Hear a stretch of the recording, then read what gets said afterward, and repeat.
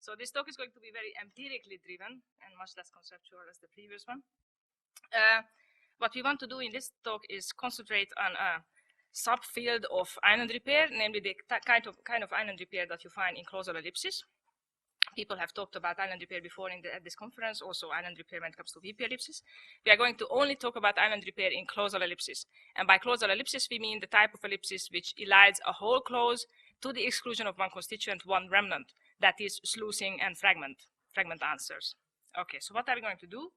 Just to give a brief synopsis of the talk, we are going to show that sluicing and fragments show identical behavior with respect to island obviation, contra what Jason Merchant has said in a long paper on fragments in 2004. We are also going to show that whether any instance of clausal ellipsis shows island obviation depends not on whether it's sluicing or fragments, but rather the relation of the remnant you find in ellipsis with respect to its correlate. Contrastive remnants in clausal ellipsis cannot repair islands, and non-contrastive non-contrastive remnants can repair islands, as we are going to show. And last, the behavior of island repair in both cases is due to obligatory parallelism between the remnant and the correlate, which is something that has also been put forward by Fox and Lasnik. So let's go to first the overview of the phenomena, the types of clausal ellipses that the literature differentiates. The literature usually talks about two types: interrogative fragments, which they usually refer to as sluicing, which are known to all of you. Someone hit John last night. Who? That's an instance of matrix sluicing, which actually stands for a whole sentence: who hit John last night. And the other type is declarative fragments, which they usually refer to as fragment answers, although there's nothing answery in these fragments. As we will show, there are also other types of fragments which are not answers. For example, Mary hit John last night. You can answer to that, no, Bill, correcting the utterance. And this stands for a whole sentence: no, Bill hit John last night. So these are the two phenomena we are going to look at. We are actually going to call both types fragments, since you only see one remnant, one fragmentary remnant in both types. And we believe they are exactly the same when it comes to their syntax. Now, fragments and island obviation. Interrogative fragments in the literature, which is heavily represented by Jason Merchant's work, are said to obviate strong islands. They want to hire someone who speaks a Balkan language. You can say which Balkan language, but you can't say which Balkan language do they want to hire someone who speaks. These are the data that we have looked at this conference quite often. Fragments on the other type, what Jason calls fragments, obey strong islands. They cannot repair islands, right? So if you say, does Abby speak the same Balkan language that Ben speaks? This is an example we take from Merchant's paper. You can't add to that or correct to that, no, Charlie. What is fine is, of course, put Charlie in the position of Ben and say, no, Abby speaks the same language that Charlie speaks. What is not fine is extract Charlie out of the island. This is an example we didn't put there, unfortunately, but should have been put there. So what does Jason say about island obviation in these two types of ellipses? He puts forward the PF-deletion approach to fragments, which we will go through very quickly because everyone knows this by now. Both interrogative and declarative fragments are derived by movement of the remnant to a particular higher position in the sentence and PF-deletion of the following chunk in the constituent. So someone hit John last night derives by moving who moves to the beginning of the sentence and the rest deletes. We couldn't find a strikeout symbol in PowerPoint, so we represent the missing element in ellipsis by blue. The same kind of derivation applies to fragments of the sort in 6. And the PF-deletion approach, coupled with the theory of island repair that Merchant puts forth, is what many people have talked about at this conference. So again, very quickly, he proposes, following Lasnik, that there are so-called star traces or star-marked copies in the derivation. All copies of island violating WH movement are star-marked, except for the topmost copy. This also holds for movement of contrastive remnants in fragments. The star-marked copies are uninterpretable to the PF component, so they prevent convergence if they are pronounced. But if they are all deleted and as such they don't get pronounced at PF, then convergence can still occur. The required assumption he also makes is that the remnant in the derivation moves successively cyclically by adjunction to every maximal projection in the tree. So if you just look at a very schematic representation of this tree, if the tree as such gets pronounced, then all star-marked little copies, x, y's, in the tree give rise to ungrammaticality. But if you elide at the position CP, which contains all the constituent which contains all the star-marked traces or star-marked copies, then the repair can obtain and the sentence comes out grammatical. So how does he account for the difference between sluicing, which he believes repairs island, and fragments, which he believes do not repair island? For this, we give you two little trees. For sluicing, he says the WH phrase moves to spec CP, as is standardly assumed in the literature, and ellipsis targets TP. Every star-marked trace falls within the TP, and when they are eliminated at PF, there's no violation. For fragments, he assumes a slightly different structure. He says the fragment itself, Charlie in this case, moves to a higher position than CP. He actually calls it an FP, a functional projection, which is to him more like a topic or a focus projection. And what ellipsis does is elides the same kind of TP as in the case of sluicing, but by adjunction, the necessary adjunction he assumes for all movement operations, there is one star-marked trace that remains joined to the CP level, and that is going to cause the problem for fragments. So this is the way to derive how fragments and why fragments do not repair islands. So he needs two assumptions: that the movement of Charlie is higher than the movement of which, and that there is deletion of the TP in both. So the two types of fragments are, the two types of clausal ellipses are the same when it comes to the ellipsis site, but they are not same when it comes to the position of the remnant. So there are problems with this approach. We have pointed out many times at this conference that there are conceptual problems. Star-mark phrase, the star feature violates inclusiveness, and there are other kinds of conceptual problems. We are not going to look at those problems. We are going to look at empirical problems with this, which we believe are quite many. The first is not all sluicing, not all interrogative fragments are island insensitive, right? This is what he says. Sluicing obviates islands, but that's not the case. There are cases of sprouting which do not. These are actually not that particularly interesting for our talk, so we gloss over them for now. What is more important is that contrast sluicing does not repair islands, right? He actually says that in a paper in 2008. Abby wants to hire someone who speaks Greek. You can't say what other languages does Abby want to hire someone who speaks, right? So if you elide the whole TP marked by blue, the sentence still gets ungrammatical. It doesn't come out as a perfectly fine sentence. So this is one side of the problem. The second problem is that the flip side of the coin is also not true. There are fragments which are island insensitive.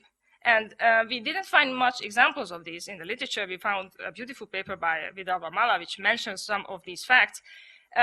Does Abby speak the same language that someone in your class speaks?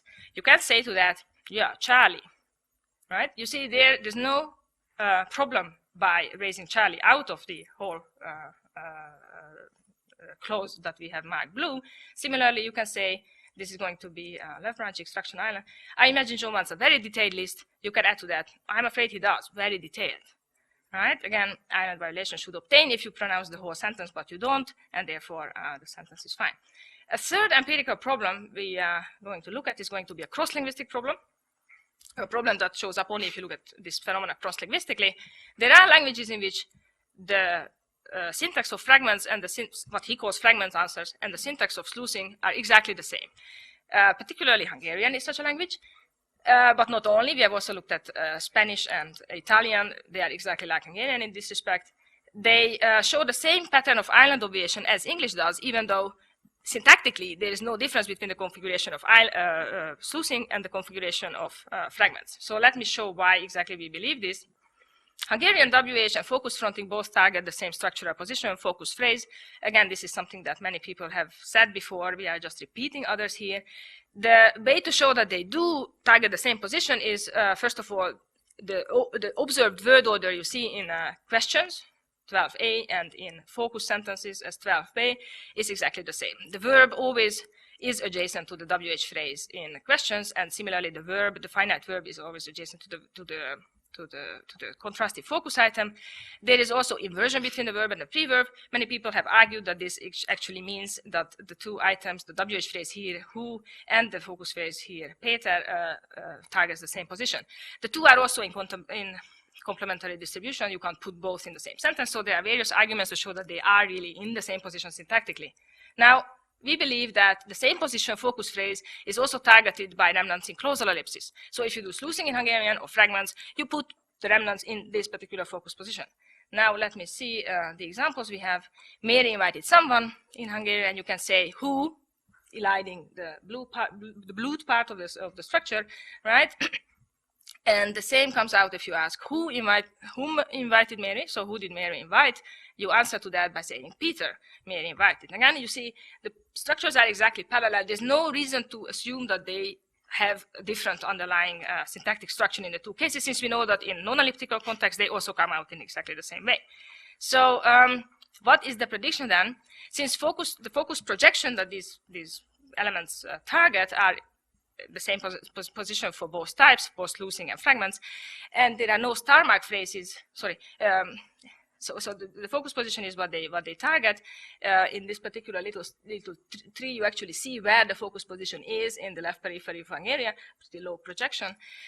No star mark phrases should escape the PF-deletion, since in either case, either sluicing or fragments, the remnant occupies the same position, specs for P. So if you elide TP, which we can do by putting in this little line, then in both cases, there shouldn't be a star mark trace surviving the ellipsis process, right? So the sluicing and focus facts should pattern exactly the same way when it comes to island repair, and they do not. So the kind of facts that Jason looks at come out in exactly the same way as in English. Let me just show you this. If you take the example, they are looking for someone who speaks a certain Slavic language, but I don't know which one. The facts are exactly like in English. You find island repair. Actually, for 15, you can even be sure that there is no cleft underlying the structure, because the which phrase, as you see there, make it, comes out with accusative case, and accusative never shows up on the pivots of cleft. So this is really a non-cleft structure. And the second shows you an example that is parallel to the contrastive fragment case of merchant. Are they looking for a researcher who speaks Russian? To this, you can't say no Chinese. You have to add, give a bigger fragment, as we are going to say. So you see that Hungarian, although it has structurally the same, it gives the same structural, structurally, sluicing and fragments come out exactly the same in this language. The island repair facts are exactly like you see in English, at least in the types that merchant looks at, namely these particular examples. We are going to show that the characterization here is wrong. Before we can tell you what exactly is the right characterization, we have to introduce you to two types of fragments. This is a distinction that people do not make to our mind, but we think it's a very important one. Namely, there are contrastive fragments and non-contrastive fragments, or contrastive and non-contrastive remnants. How do we define these? We are going to define contrast as a relation that obtains between the remnant and the correlate in the antecedent sentence. This is very important. So just an example, a contrastive fragment, for example, is this: did John eat a pizza for dinner? I have put red, I have used red for the correlate so that you can immediately see what the correlate is. You can add to that no, a salad, a corrective fragment. As for contrast, we actually use the very intuitive definition of exclusivity. So if two things exclude each other, then they are in contrast. Salad excludes a pizza, right? Pizza, John couldn't have eaten both the salad and the pizza because these things are in a contrastive relation. Similarly, if you say John ate a pizza for dinner, you can say no, a salad. This is just, again, a corrective utterance. Non-contrastive fragments, on the other hand, are things like, what did John eat for dinner? A salad, simple answer. In this case, a salad, of course, is not in an exclusive relation to things, right? It's a subset of things. And similarly, John had something for dinner. You can say, indeed, a salad. So you see there are two types of patterns, and the difference between these two is indeed what exactly is the relation with the correlate of the antecedent. Now, just some important notes so that you get this right. We don't claim that contrastivity of a remnant is contrastive focus on the remnant. This is a very important notion, because you can, of course, imagine situations in which you answer, for example, to a what question, what did John eat for dinner, with a heavily contrastive constituent, for example, saying a salad and not a steak. That example is going to be a non-contrastive fragment for us, because a salad does not contrast with what? The correlate of the the remnant. But it itself is contrastively focused since it contrasts with the state, right? But that is not the evidence we look for. We always look at the correlation with the relation between the remnant and the correlate. And similarly, it's also important to know that contrastive remnants themselves always have the information structural role of contrastive focus because they are by definition contrastive with respect to a correlate. So John ate a pizza for dinner necessarily gets a corrective utterance, a salad, which is itself contrastive focus.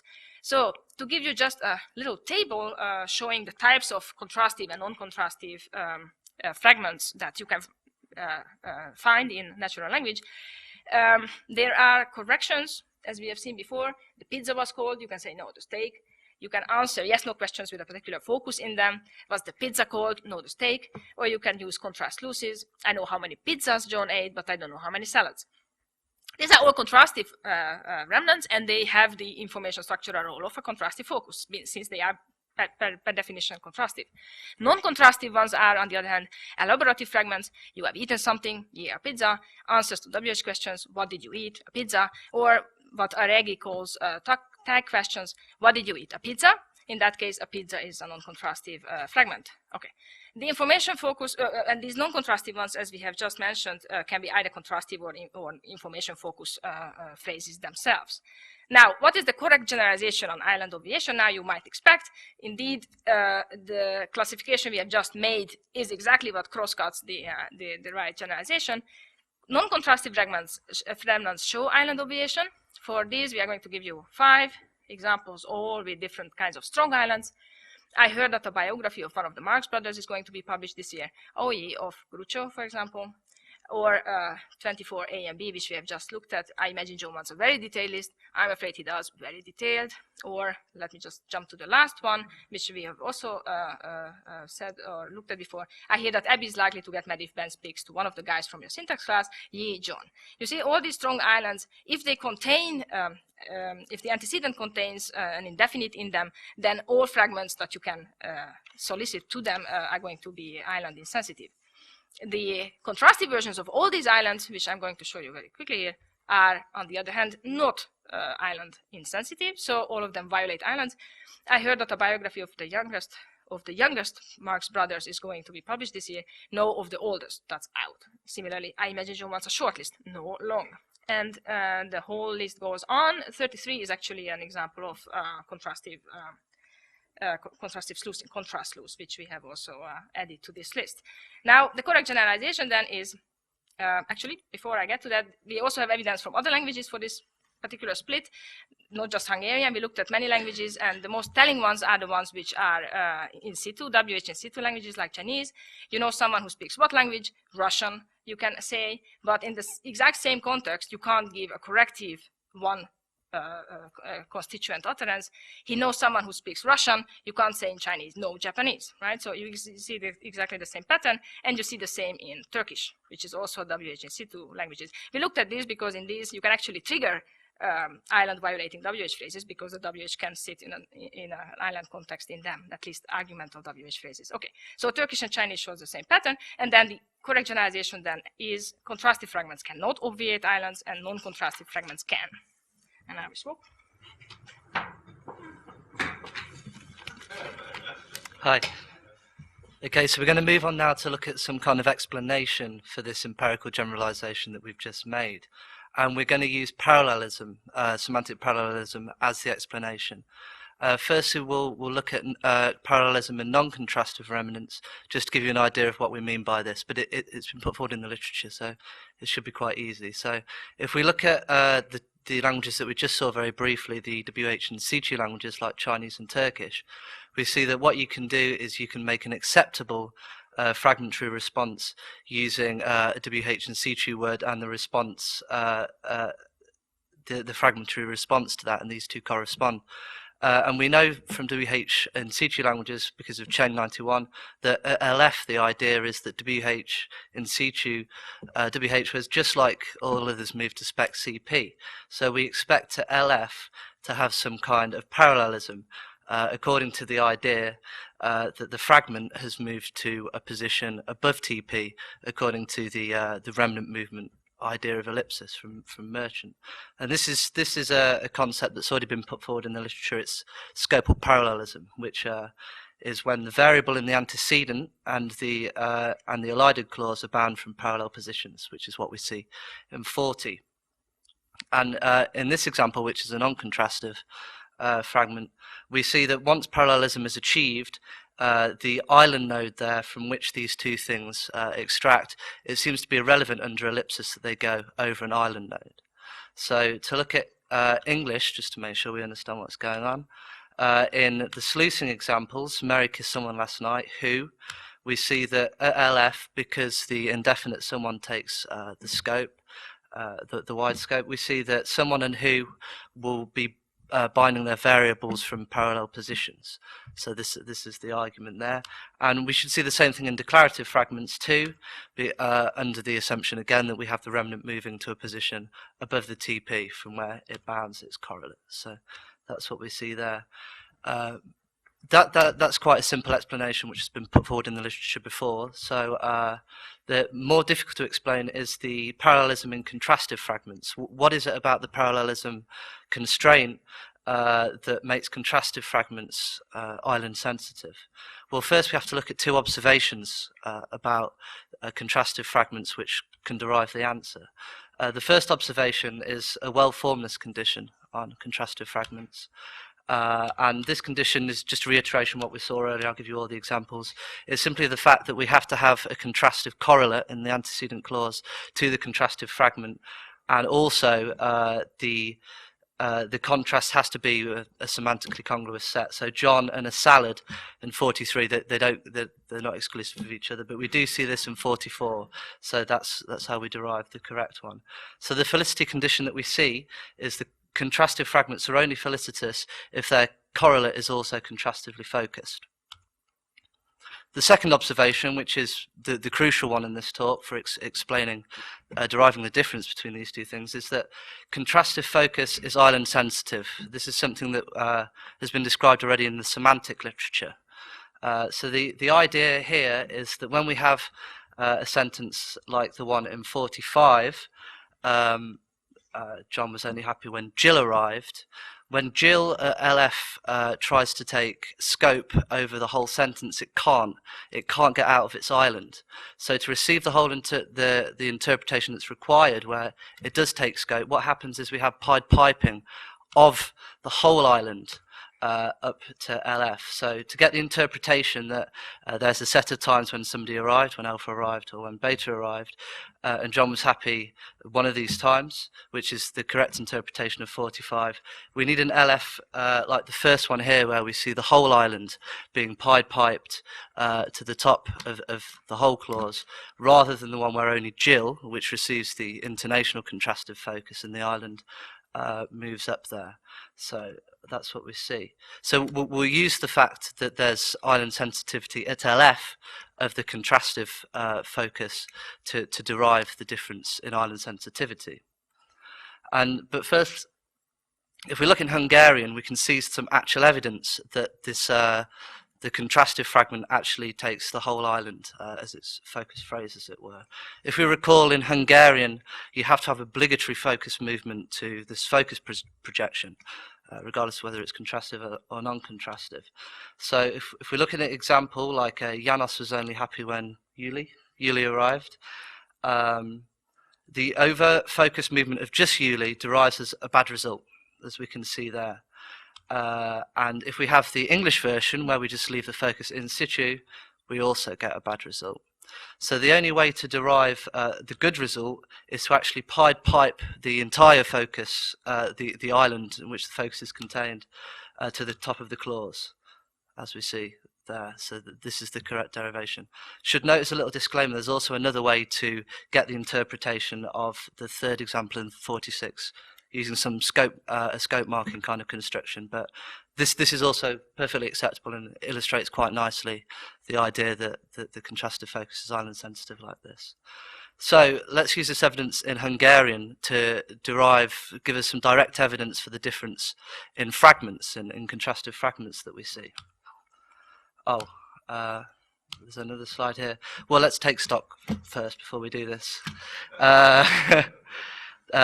So we see that there's a felicity condition on contrastive fragments. The correlate has to be contrastive to the fragment, and we have the island sensitivity as well. So now we can move on and say that, well, if a contrastive fragment has a correlate inside an island, the whole island must be interpreted contrastively too.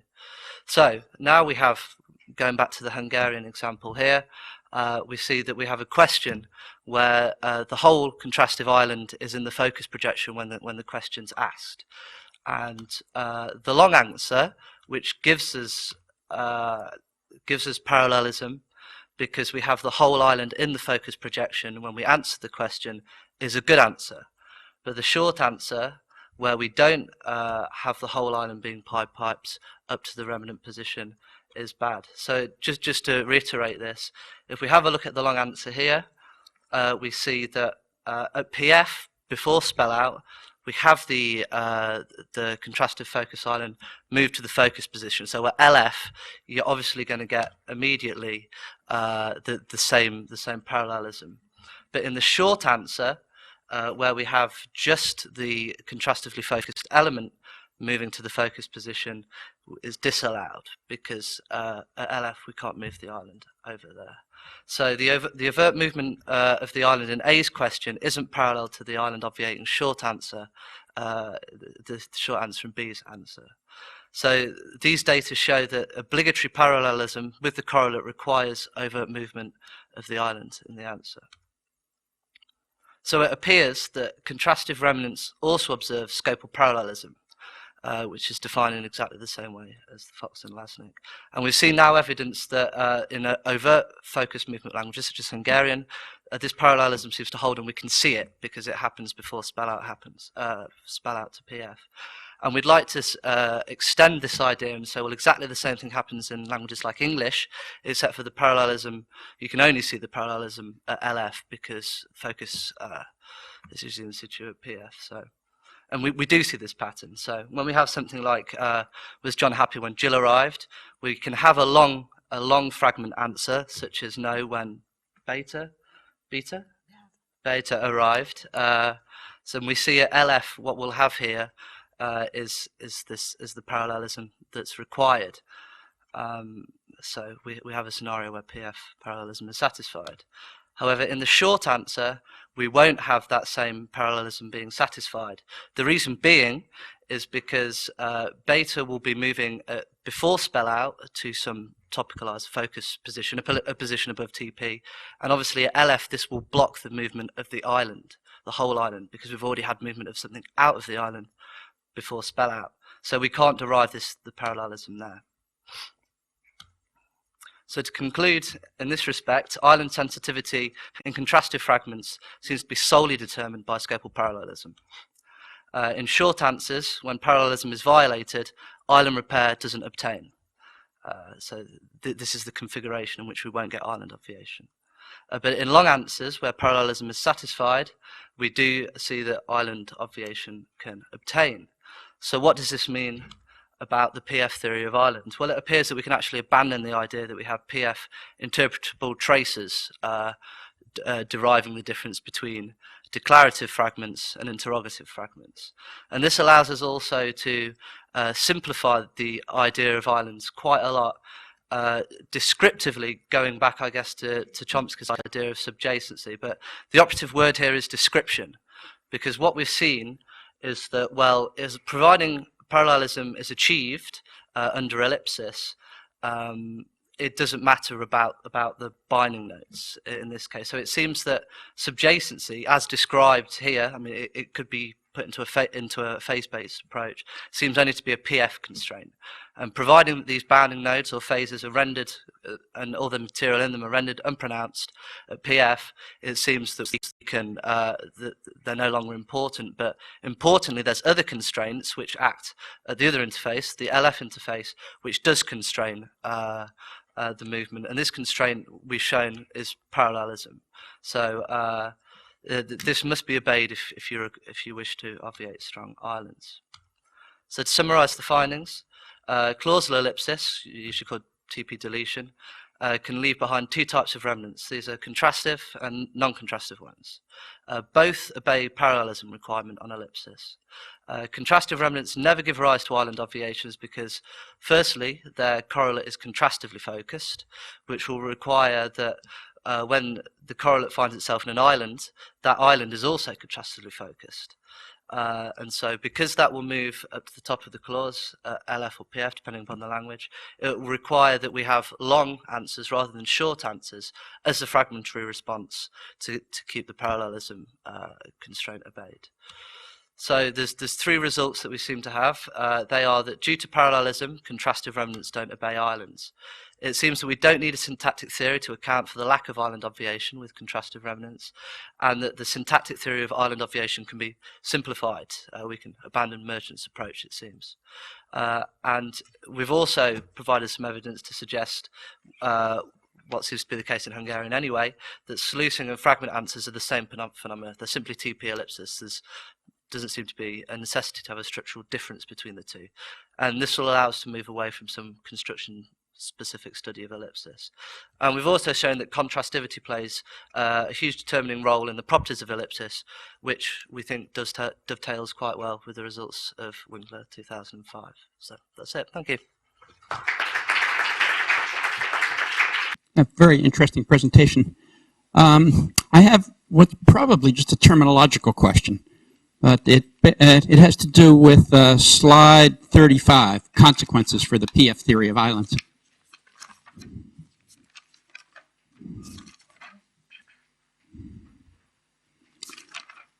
All right, so here you say the concept of PF interpretable traces is no longer required to explain strong island sensitivity in fragments. But it looks like the concept of PF interpretable traces is crucially required because we've got a PF constraint and it's got to refer to trace or there's no way to satisfy or violate subjacency. In fact, it might even have to refer to intermediate traces, right? Because if you've got something that moved and you're looking at PF, and if there's no such thing as a PF interpretable trace, then there are no traces at all. So how can you tell whether you satisfied or violated subjacency? Okay, so this is definitely a terminological issue. It seems to be the case that if it's going to be PF, it's got to be something to do with movement. Something like linearization might be the case, or the phrase interpretability condition could be a possible culprit for suggesting what subjacency is. But yeah, we're just talking about PF interpretable traces as Merchant sees them, just as something that's star marked and seems to be there just because he says so. So we're not necessarily saying that movement isn't the cause of subjacency violations when the bounding nodes are there. We're simply saying that maybe something like linearization or a global constraint of some kind will be the culprit in this case. And this can be repaired under ellipsis. Yeah. Hi. The data are very interesting. And Merchant had an argument against the pseudo-sleuthing analysis as a general source of island repair. So he showed that they want to hire someone who speaks a Balkan language, but I don't know which Balkan language. The source can't solely be which Balkan language it is. And in your case, do you have an argument that does Abby speak the same Balkan language that someone in your syntax class speaks? And yeah, Charlie doesn't just mean, yeah, it's Charlie. No, we didn't put forth any argument when it comes to these data. We have arguments for that from Hungarian, because there you see always case marked on the remnant, both in contrastive and in non-contrastive remnants, and they can't be pivots of clefts because those are always nominative. So for those languages, we know for sure that there's no cleft underlying the structure. For English, we didn't put those on the slides. We have actually some appendix slides which show that in some cases you actually can get clefts in the ellipsis side, but we don't think that they are always clefts. Let's put it that way. And indeed, the usual characteristics, reconstruction effects, and modification by else, and those kind of things should be used to test whether they are indeed clefts or not clefts. Thank you. I have a follow-up to Chizur's question. This has to do with something you didn't actually present, but it's in the appendix. Yeah. the appendix, Exactly. fronting in clefs and copula clauses. So with respect to these constructions, who does every syntactician admire? Nobody. And you suggest that the source here better be a copula clause. So what happens then in languages with richer case morphology? Can you not get this construction at all?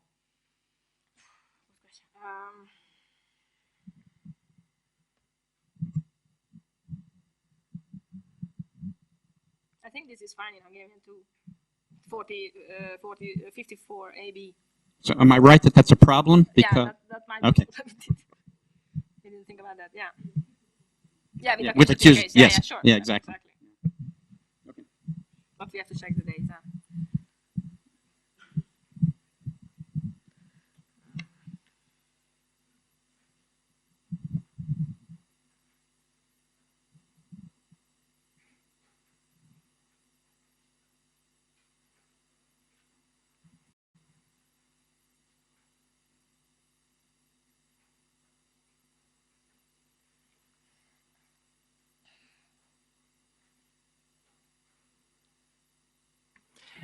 Any other question? Okay, so let's.